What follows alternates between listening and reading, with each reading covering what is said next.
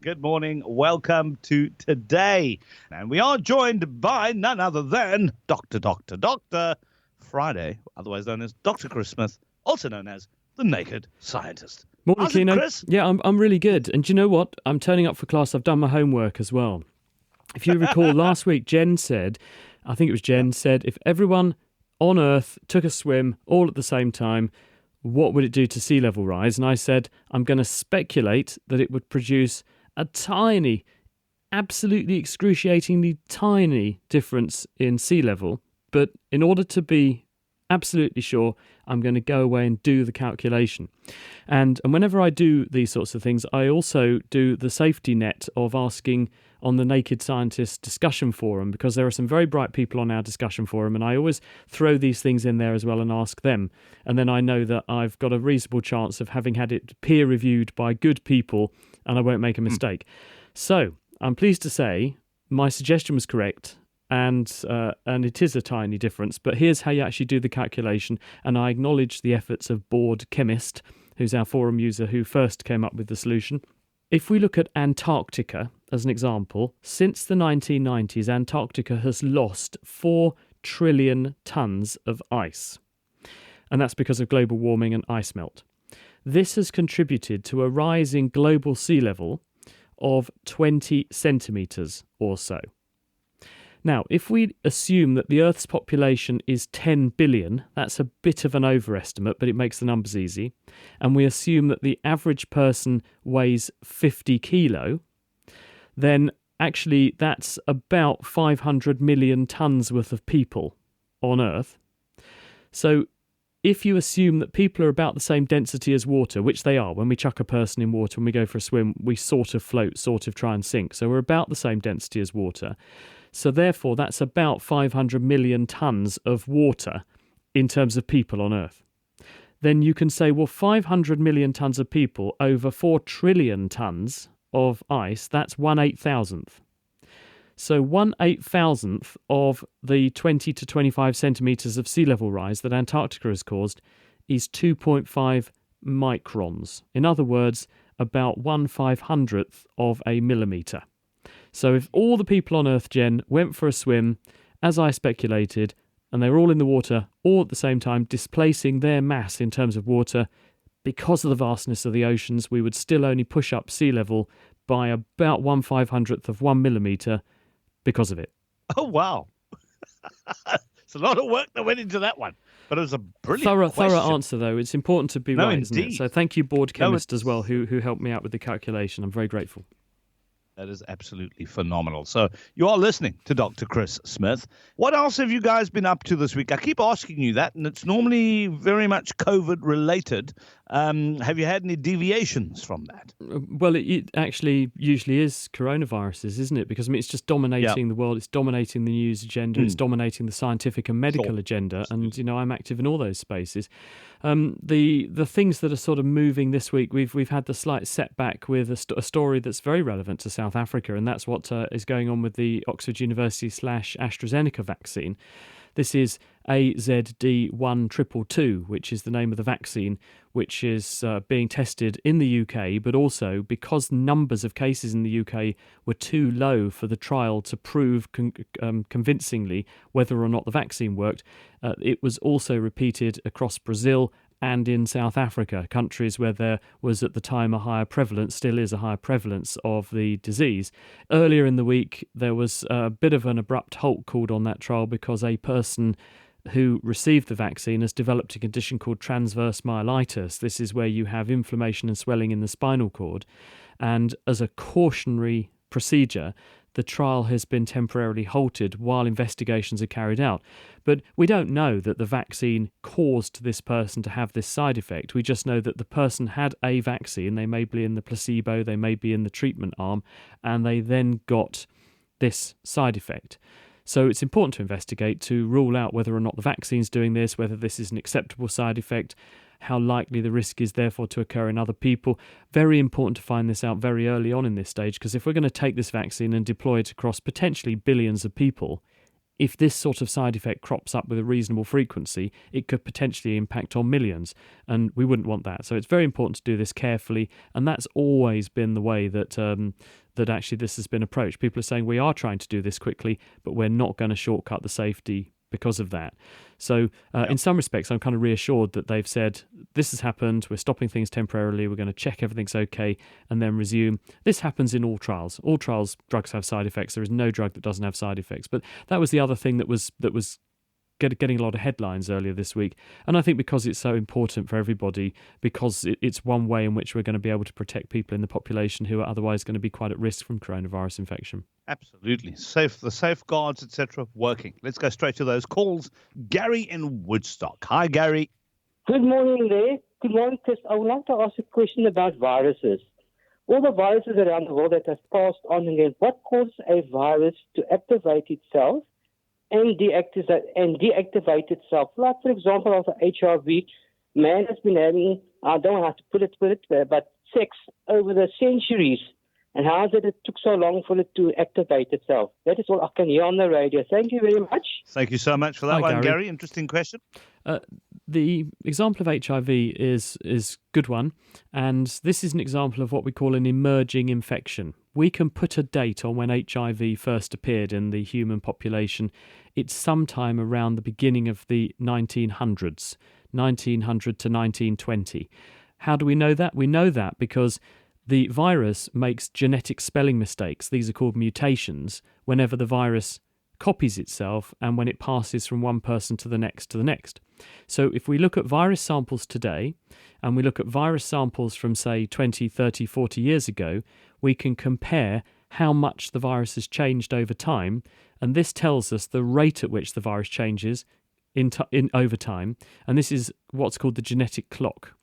And if you know how fast the virus is changing, we know that this virus, HIV, came from chimpanzees. Its next closest relative is a virus called SIV, which is simian immunodeficiency virus. And therefore, we postulate that a chimpanzee virus, SIV, jumped the species barrier into people and became HIV. So if we ask, how fast is HIV changing? Therefore, how many years would it take from the HIV we have today to get back to a form of SIV that's the same as HIV? And when you do that calculation, it's about 100 years ago. And that's how long we've had HIV in the population. Why did it suddenly emerge 100 years ago? This probably happened for a range of factors, a range of reasons, but they all really come down to the same reasons time and time again whenever you see any kind of emerging infection like this. And they fall into three categories. Either something changes in the pathogen, the thing that causes disease, abruptly, something changes in the host, the person who's going to catch the disease, or something changes in the environment. And usually it's a combination of the three. And if we look at HIV, we look at Ebola, we look at dengue virus, we look at Zika virus, these are all emerging infections that have happened within the lifetimes of many of us. The reason, the driver, is usually number one on the list is human population. And the human population of Earth has dramatically increased. And in areas where you get big outbreaks, it's usually coincident with big increases in population and urbanization. And what happens is that people come, they build houses, they build roads, and they therefore have large numbers of people who can catch something.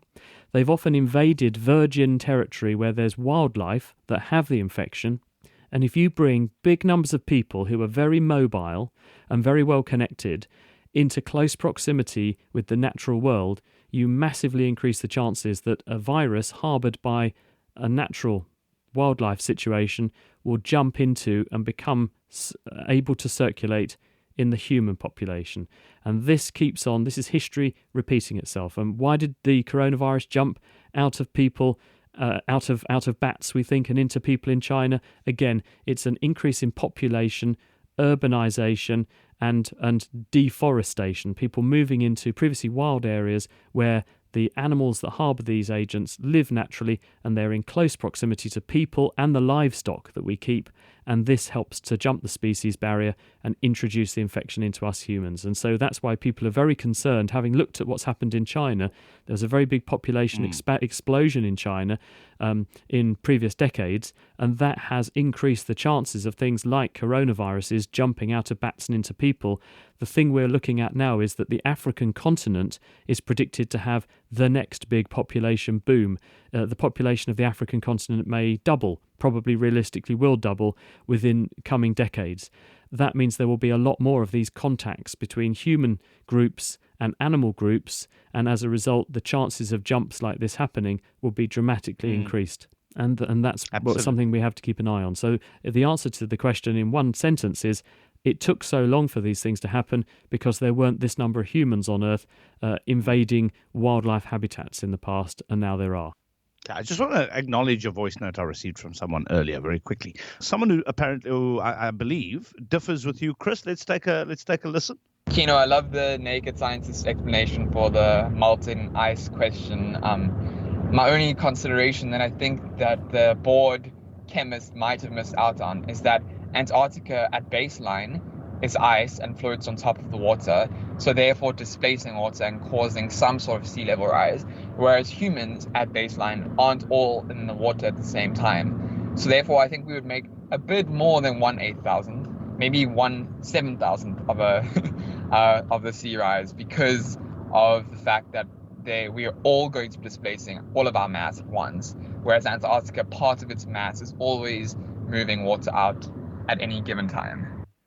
Sounds like a uni student to me. So, Chris? No, bored chemist is right, I'm afraid, and he's chosen Antarctica carefully and for a reason. And this is because unlike the North Pole and the Arctic Circle, where the ice is floating in the ocean, Antarctica is a landmass. It is a continent. Therefore, the ice on Antarctica is sitting out of the water, and when it melts, it flows into the water. And therefore, that ice is not displacing any water until it gets into the water as water. So, actually, he is right. Antarctica is not at the moment floating. It is not displacing any water.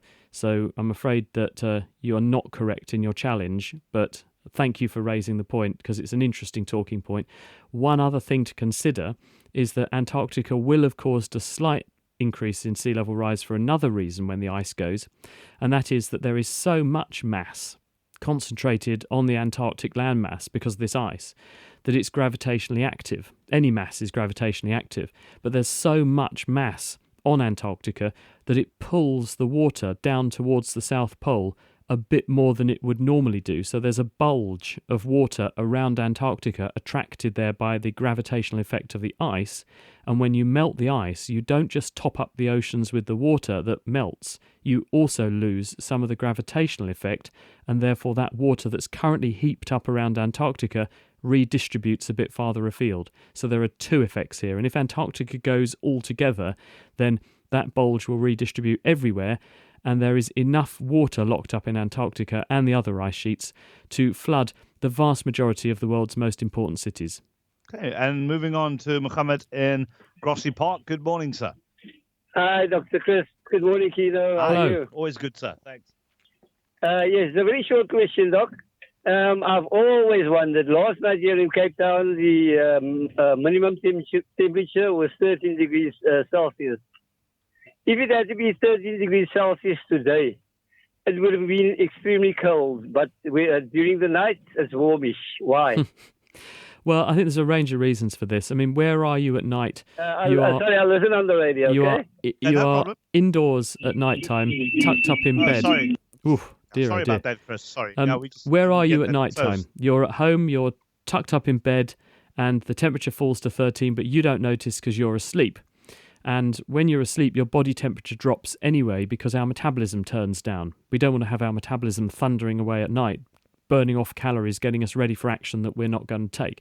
So the body temperature drops at night, and you are tucked up in bed, you are asleep, you don't notice what the temperature is doing, but during the daytime when we are active and we're going about our business, we do notice. So I think part of this is going to be a psychological effect in terms of why that would have happened, to be honest with you. I don't think there's any other reason why there's a difference between a temperature at night and a temperature in the daytime. A temperature is a temperature. Excellent. Moving on to another question. This time, Sean's in Cape Town. Hi there. How you doing, Sean? So if I look at World Ometer, they say that so far this year, there have been 41 million deaths worldwide.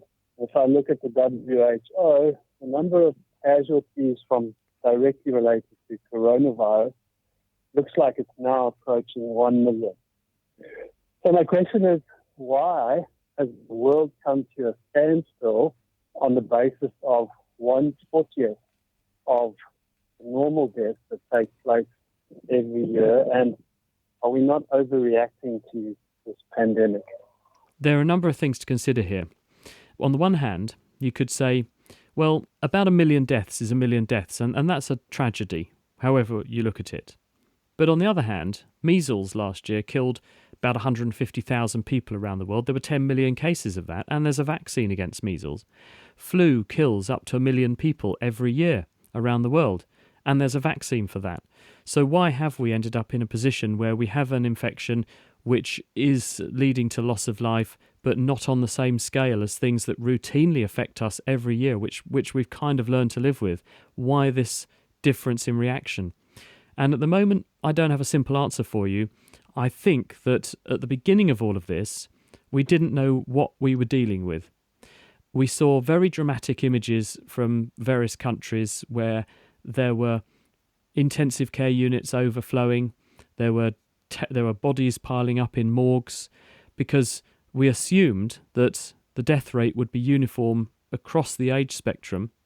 And it turns out that, in fact, this is not an equal opportunities virus, that it picks on older people, it picks on men, and it picks on people who have pre-existing health conditions. They're much more vulnerable. But we've learned that along the way. And in getting to this point of knowledge, we actually had to put in place many of the measures to protect everybody until we knew what we were protecting everybody from. Now we're in a position where we do know a lot more, and people are beginning to ask the question, well, since we know who the most vulnerable people are, should we not begin to move to a situation where, since they constitute a very tiny minority of the population, what we need to do is to work out how we protect these people from infection so that they don't catch it.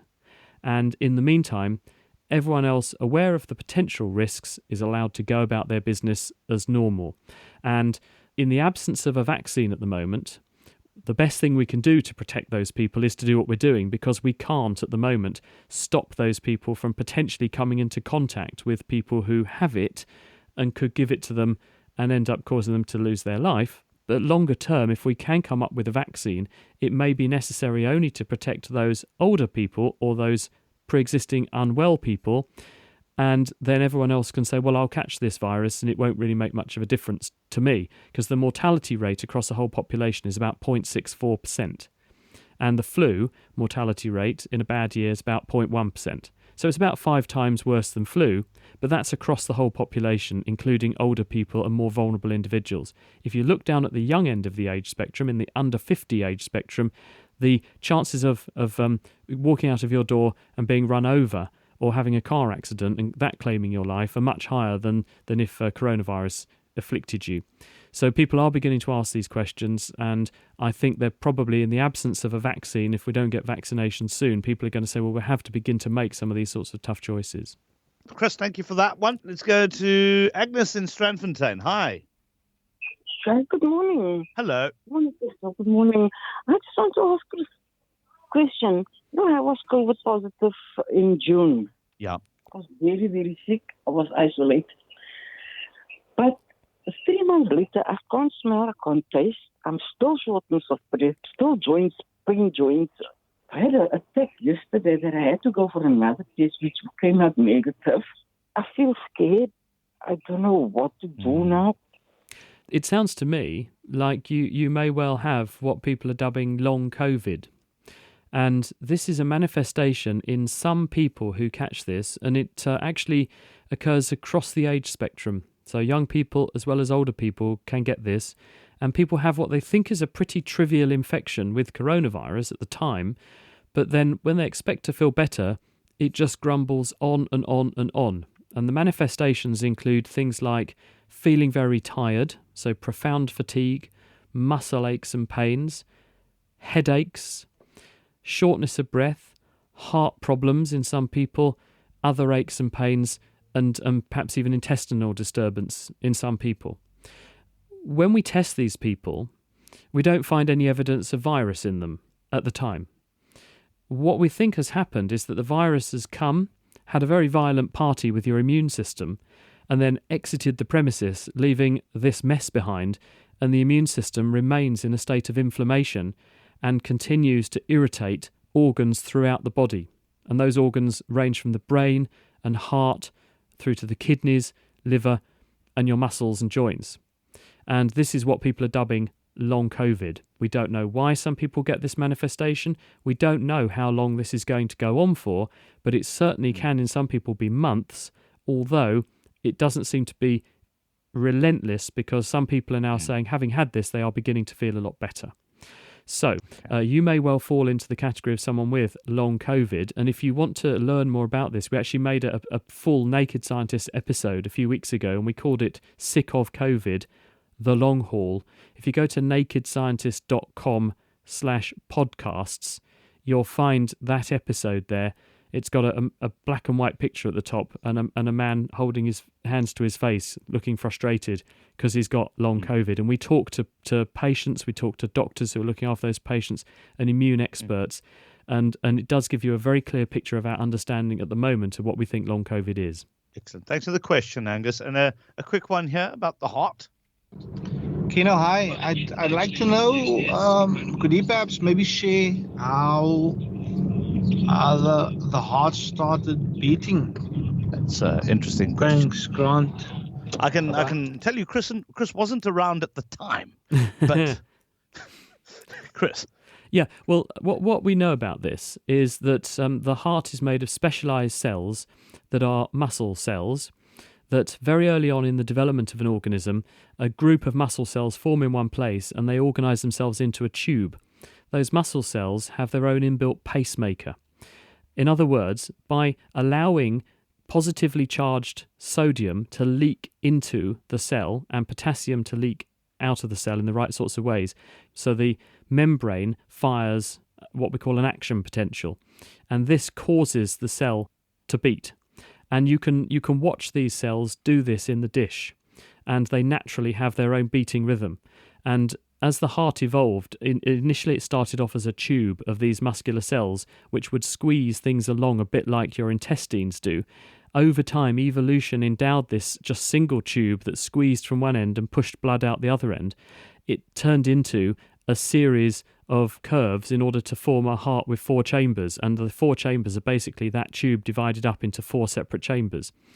And so basically you bring together tissues that naturally want to beat with a tubular architecture, and then that tubular architecture rearranges itself in such a way that you can break it up into chambers to achieve optimal pumping of the heart, depending upon what sort of organism you are. But it's a very clever trick of physiology. It works very similar to other muscles and nerve cells.